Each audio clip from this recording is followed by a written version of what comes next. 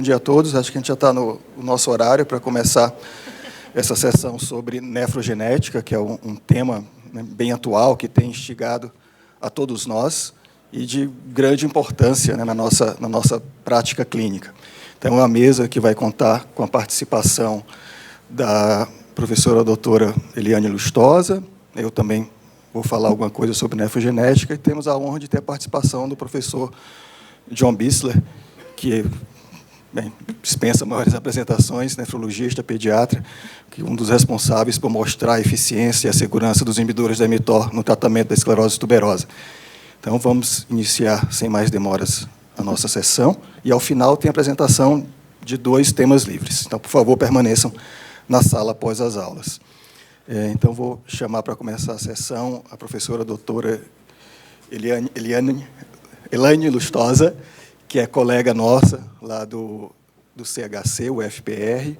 Ela tem graduação em medicina pela PUC Paraná, residência em genética pela Unicamp, assim como mestrado e doutorado também pela Universidade de Campinas, e está aqui conosco, né, no Complexo Hospital de Clínicas da Universidade Federal do Paraná, como geneticista. Obrigado por ter aceito o convite, Elaine, e passo para você as palavras agora, o microfone.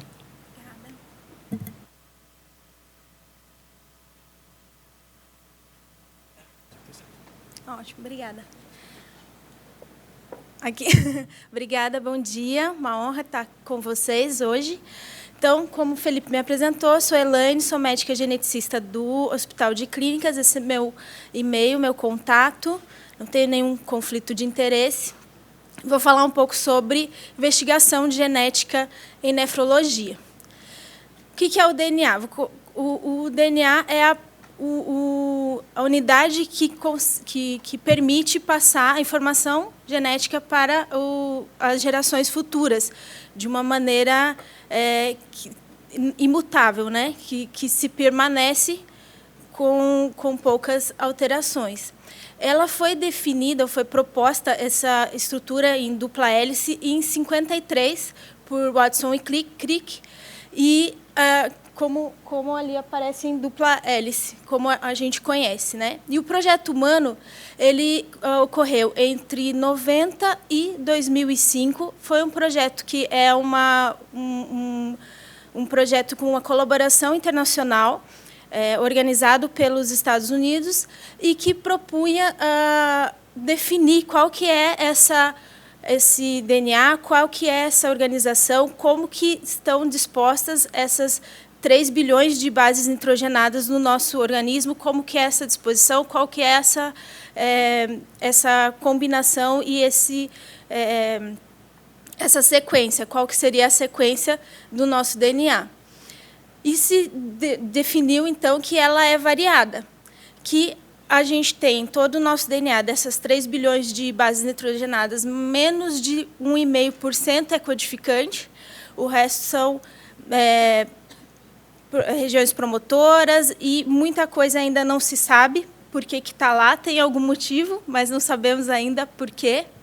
E em torno de 5% são elementos regulatórios, são regiões não codificantes, mas que regulam, que modulam as regiões codificantes.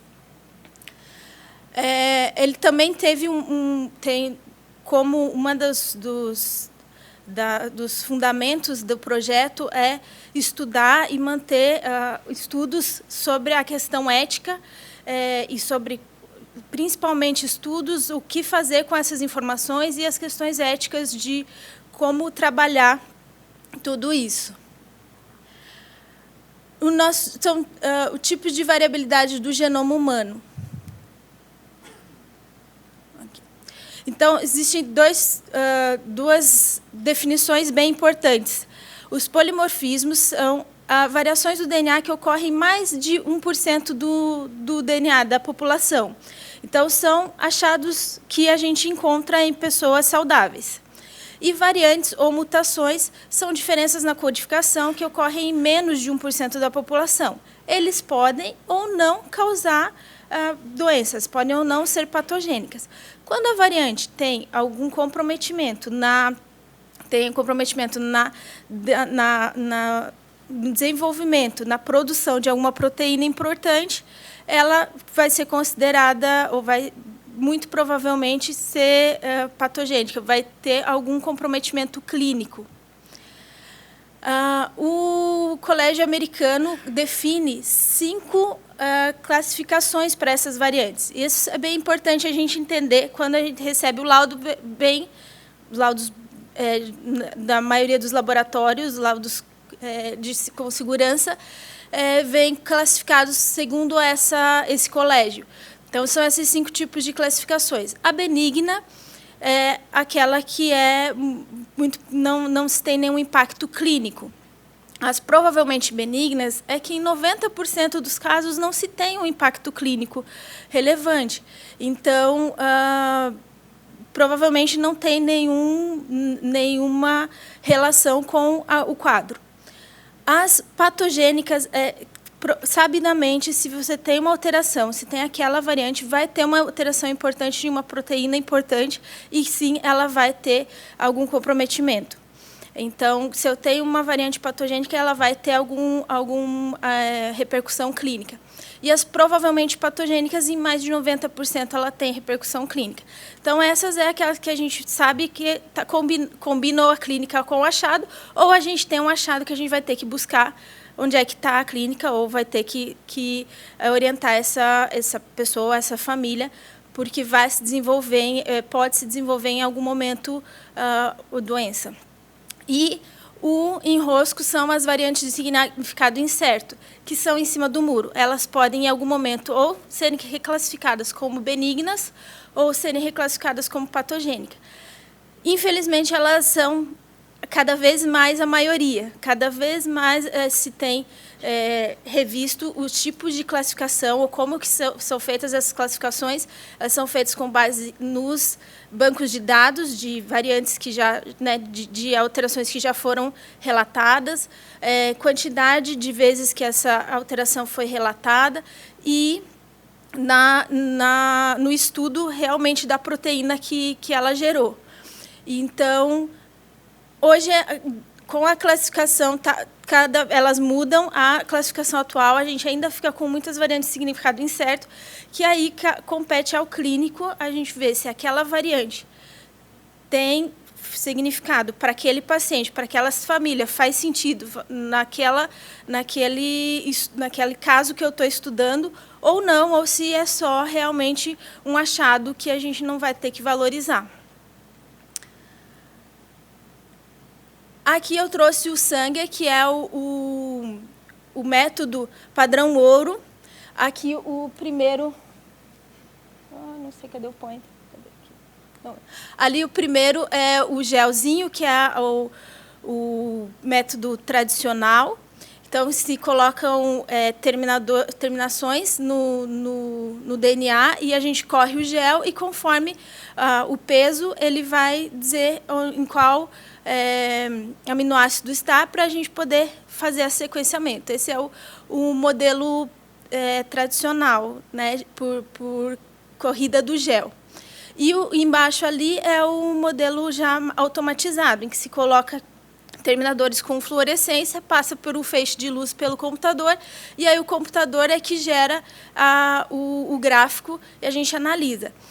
Ele ainda é o padrão ouro, então, quando a gente acha alguma alteração em qualquer outro método, ou em qualquer outro método molecular, é ainda um método que a gente usa para confirmação, né? Não, dificilmente a gente vai fazer um Sanger como primeira escolha, mas ele é um método que se faz para confirmação, ou se eu tenho realmente uma suspeita específica e tenho como fazer o método.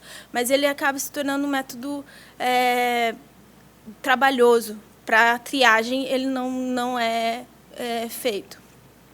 E o exoma, que é um método que se fala bastante, que é fora o genoma, que não é ainda clinicamente disponível de em larga escala, o exoma ele é o top na investigação, seria o top do molecular, o que investiga a maior parte, né?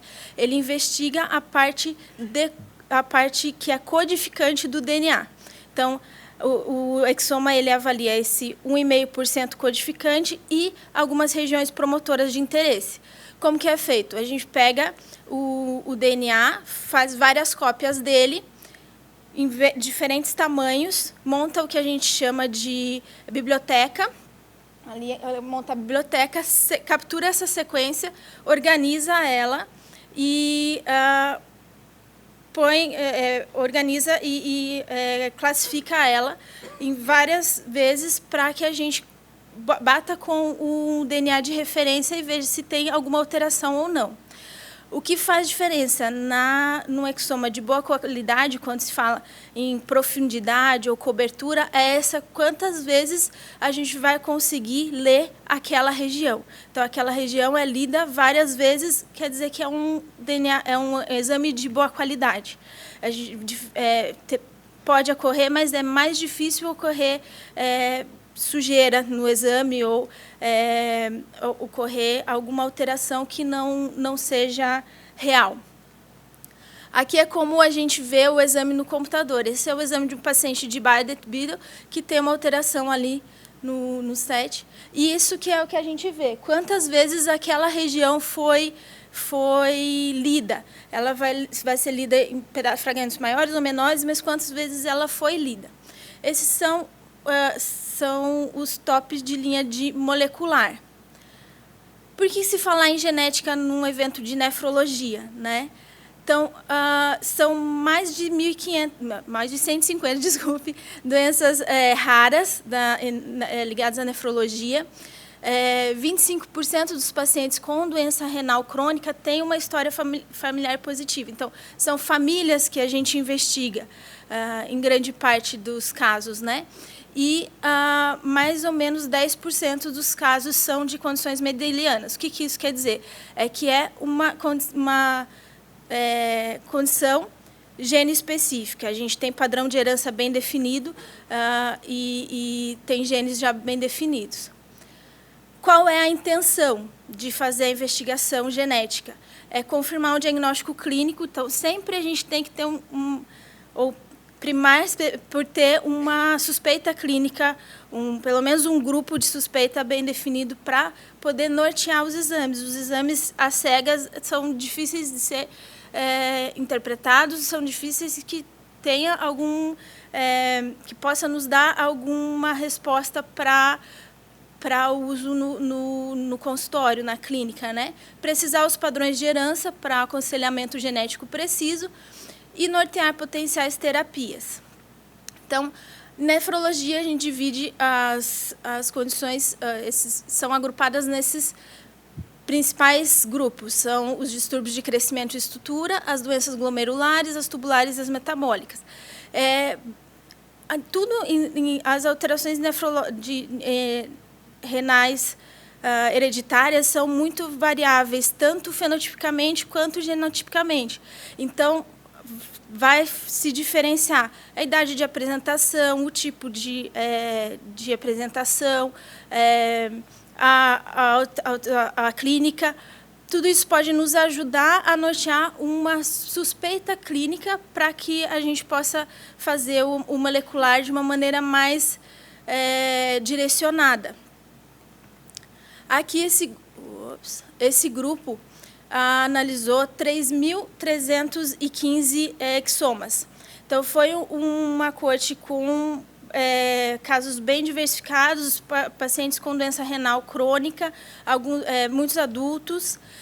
Clinicamente, a gente vê que a maior parte o gráfico aqui à direita seria a suspeita clínica. Então, a suspeita clínica já era de alterações císticas ou alterações ligadas ao colágeno, Alport, e o exame confirmou isso. Então, em torno de 30% dos casos foram de doença renal cística, policística, e em torno de 30%, mais ou menos, também ligados ao colágeno, a Alport, e alguns que não se conseguiu identificar, e muitos de outros genes não relatados de doenças de genes específicos. Então, mais ou menos, o que se viu foi em torno de 9% de resultado de incremento diagnóstico. Então, o rendimento diagnóstico dessa coorte foi em torno de 9%. O que a gente vê, mais ou menos, o mesmo número em câncer, em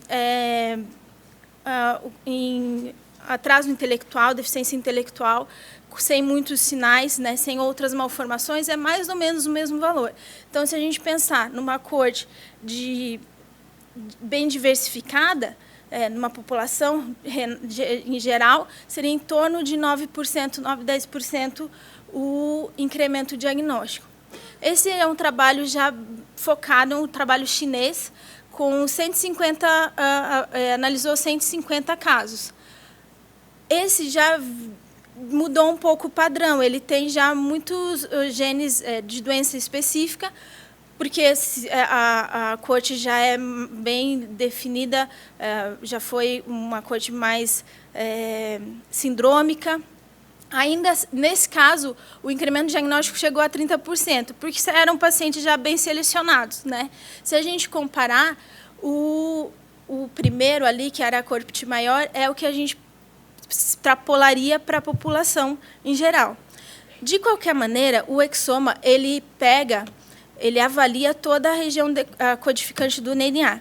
Então, ele pode nos gerar algumas informações ou algumas variantes que não são de interesse e que até podem ser problemáticas para a gente. Então, e mesmo para a análise do exoma, a gente precisa de uma suspeita clínica bem para poder nortear. O que a gente faz no exoma não é ler todo o nosso DNA. A gente coloca filtros, né? Põe filtros para que se direcione. Então, a clínica sempre vai ser o que vai ajudar, tanto no diagnóstico, na interpretação do exame, quanto na indicação do exame.